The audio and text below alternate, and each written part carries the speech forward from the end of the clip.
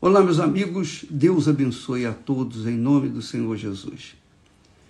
Então, eu estava falando e interrompeu aqui a nossa conexão, mas o que eu queria que você soubesse é que Deus, a maior bênção que você possa ter de Deus, você pode ter de Deus, chama-se o temor do Senhor. Salomão disse que o homem mais sábio do mundo, não houve ninguém antes nem depois.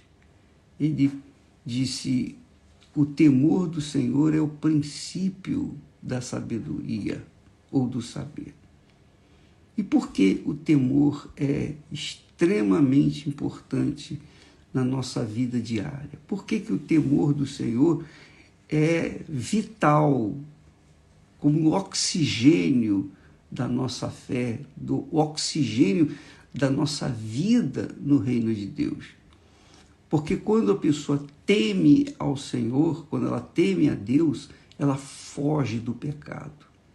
Ela foge completamente do pecado. Ela não se assenta na mesa dos escarnecedores. Quer dizer, ela não tem companhia junto aos escarnecedores. Ela não tem, assim, amizade com os escarnecedores. Ela vive no mundo separado dos escarnecedores. Por quê? Porque ela vive no reino de Deus. O reino de Deus é o reino de disciplina, é o reino de caráter, é um reino de ordem, é um reino em que se obedece à palavra do Rei Jesus, que é o Rei do reino de Deus. Então, quando a pessoa não tem esse temor ao Senhor, como é que ela pode querer ter o Espírito Santo? O Espírito Santo não vem de forma aleatória. Só quando a pessoa manifesta aquele desejo de servir a Deus, de viver de acordo com a vontade de Deus. Quando a pessoa realmente, ela pode ser a pessoa mais cruel que existe na face da terra, mas quando ela se arrepende dos seus pecados, ela reconhece que ela tem sido errada, que ela tem sido injusta, ela não culpa ninguém, não, ela culpa a si própria. Ela diz, não, meu Deus, eu sou o culpado, eu tenho sido culpado da minha vida estar assim estragada. Mas eu, aqui nesse momento, diante dessa situação cruel que eu me encontro, eu entrego a minha vida. Eu entrego a minha vida agora, para começar uma vida nova para ti. Quer dizer, isso é uma manifestação de temor para com Deus, porque ele manifesta temor não vendo Deus, não sentindo Deus, não tocando em Deus, mas ele sabe que Deus existe. E então ele invoca de todo o coração. Há pessoas que, aliás, ex-presidiários, porque já saíram, que receberam o Espírito Santo dentro da cadeia, no meio do charco, na sujeira, mas ali, naquele momento, se excluíram dos demais e invocaram ao Senhor, mostraram fé no Senhor, quer dizer, esboçaram esse temor para com Deus. Às vezes a pessoa vive no pecado, às vezes a pessoa é cruel, mas ela sabe, ela tem conhecimento de que Deus existe. E então, quando ela direciona a sua vida para Deus, quando ela diz, oh meu Deus, tem misericórdia de mim, eu reconheço que eu tenho sido essa pessoa, eu vivo uma vida completamente estragada, uma vida desorientada, mas eu quero viver uma vida contigo. Então isso é temor, é uma manifestação de temor, é uma manifestação de fé. E quando a pessoa entra no reino de Deus, aí ela vive dentro desse padrão ético, esse padrão de vida. É claro que ela vai ser diferente das outras pessoas do mundo, é claro que ela não vai seguir o curso desse mundo, ela vai nadar, digamos assim, contra o rio, né? Ela vai nadar contrário, ela sempre vai ser contrária às coisas que esse mundo aceita como naturais. Mas ela, se ela teme a Deus, ela continua, porque ela quer obedecer a palavra, ela quer seguir a palavra. Então, essas pessoas vivem uma vida diferenciada da vida daquelas outras pessoas que não temem a Deus. Então, tem que haver essa diferença, tem que haver uma diferença entre aqueles que vivem no reino de Deus daqueles que vivem no reino deste mundo. E se você está inserida no reino do mundo, você não pode cobrar de Deus, eu quero uma vida diferente. Não, só porque você quer, não é por isso. Só porque você tem fé, não é por isso. Você tem que manifestar verdadeiramente um querer viver de acordo com a vontade de Deus. Jesus nos ensina na oração do Pai Nosso, ele ensinou essa oração. O próprio Deus ensina a gente como falar com Deus. Ele diz, Pai Nosso que estás nos céus, quer dizer, coloca o Pai em primeiro lugar, o Criador. Santificado seja o teu nome.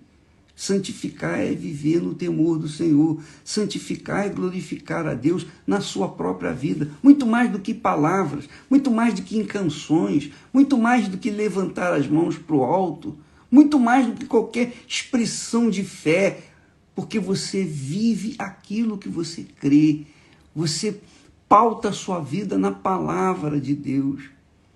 Então, como é que uma pessoa, por exemplo, que vive na carne, nós falamos isso ontem, como é que uma pessoa que vive no mundo da carne pode agradar a Deus? Pode temer a Deus? Não dá. A pessoa que vive na carne gosta de agradar a carne, sofre por causa da carne, mas quer continuar na carne. Paciência, cada um tem a sua escolha, cada um tem o seu direito, o privilégio de escolher entre o reino de Deus e a carne, viver na carne. Então eu estou falando aqui para você que está me assistindo, não estou censurando, condenando de forma nenhuma, eu estou apenas colocando aqui às claras o que é o reino de Deus que Jesus fala, buscai primeiro o reino de Deus e a sua justiça. E todas as demais coisas serão acrescentadas. É o que ele promete.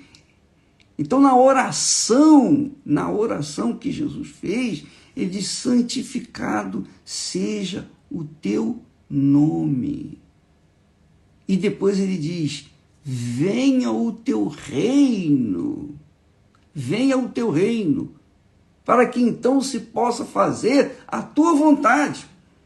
Quer dizer, se o rei Jesus não estiver dentro de você, a vontade dele não vai ser feita. E essa é a razão do porquê nós insistimos para as pessoas buscarem, receberem o Espírito Santo. Receber o Espírito Santo não é para falar em línguas, receber o Espírito Santo não é para profetizar, para fazer milagres, não. O Espírito Santo é para nos conduzir no temor do Senhor, nos conduzir, fazer a gente saber que o caminho que a gente está seguindo, porque às vezes a gente faz escolhas erradas. Então ele adverte, exorta. É para isso que o Espírito Santo vem, para nos conduzir de acordo com a vontade de Deus. Jesus recebeu o Espírito Santo para servir ao Senhor, ao Pai. Então, o Espírito Santo vem para que nós venhamos servir ao Pai. E não há serviço maior para o Pai do que fazer a vontade dele. Por isso Jesus diz, venha o teu reino e seja feita a tua vontade. Quer dizer, fazer a vontade de Deus sem estar no reino dele é impossível. Você tem que estar no reino dele para poder fazer a vontade dele. Se você estiver no reino da carne, então jamais você vai fazer a vontade dele. E não fazendo a vontade dele, como é que você pode receber o Espírito Santo, o Espírito dele? Você acha que Deus vai te dar o Espírito Santo para você viver na carne? Viver no reino da carne? Pense nisso, minha amiga, meu amigo. A sua vida depende dessa decisão entre viver no reino de Deus e viver no reino da carne. Você que decide. É você que decide. Deus criou Adão e Eva perfeitos. Eles não tinham problemas. Não tinham problema nenhum. Era dono do ouro, da prata, de tudo que existia no mundo. Eles tinham saúde perfeita. Tinha tudo perfeito.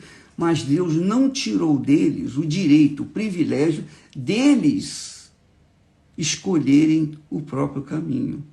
E você também tem o direito de escolher o seu próprio caminho. O que você quer? O que você quer do Senhor? Você quer as bênçãos?